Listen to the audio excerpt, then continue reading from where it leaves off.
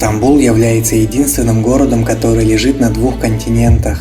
Он разделен на европейскую и азиатскую части великолепным проливом Босфор. Город пленяет своей историей уже с самого начала своего основания, когда на азиатской стороне Босфора появились первые поселения рыбаков, а в 667 году до нашей эры был основан город Византий, названный именем мифологического героя Древней Греции. В 74 году до нашей эры Византий вошел в состав огромной Римской империи. В 330 году город был переименован в Константинополь в честь римского императора Константина. Константинополь окружали массивные стены, внутри которых построили дворец, ипподром и бани. Новую столицу украшали великолепными произведениями искусства, возводили грандиозные храмы. После распада Римской империи Константинополь становится столицей Византии, крупнейшим центром восточного христианства. Византия достигла своего пика развития при Юстиниане I. В это время в Константинополе построили прекрасные дворцы и церкви, включая собор Святой Софии. Это был богатейший и крупный город. Но в 1204 году Константинополь разграбила армия крестоносцев, которые вывезли многие сокровища и установили Латинскую империю.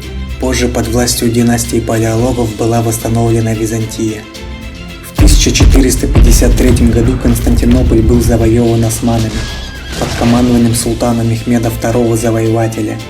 Константинополь стал столицей Османской империи. Мехмед II сумел возродить город. Началось бурное строительство, византийские храмы перестраивались в мечети, возвели дворец Топкапы. В течение всего лишь 50 лет Стамбул стал один из самых крупных городов мира, где в гармонии жили евреи, христиане и мусульмане. XVI век стал периодом рассвета Османской империи. Стамбул играл роль центра исламского мира. В 1520-е и 66-е годы во времена правления султана Сулеймана Великолепного для Стамбула наступил Золотой век. В этот период возвели одну из самых значимых мечетей города – мечеть Сулеймания, которая для Стамбула стала таким же символом, как и Святая София для византийского Константинополя.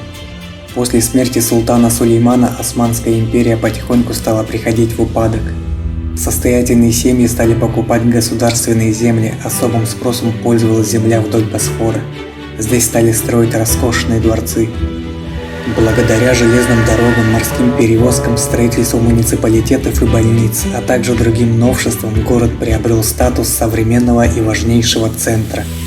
29 октября 1923 года вместе с установлением Республики Турция столичные функции Стамбула, пробывшего столицей около 2500 лет, переходят к Анкаре.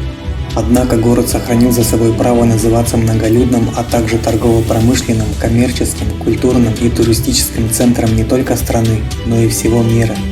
Сегодня Стамбул удерживает свои позиции, имея самое молодое население среди ведущих европейских городов и сохраняя здоровый темп экономического роста. Это один из мегаполисов, который приходит на ум при упоминании квалифицированной рабочей силы, культуре и развлекательном туризме.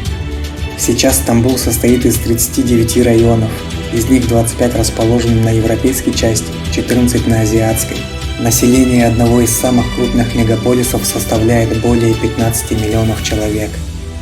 Благодаря 7 холмам, на которых он построен, разделяющему его на азиатскую и европейскую части великолепному проливу Босфор и бухте Золотой Рог, город был и остается уникальным и единственным.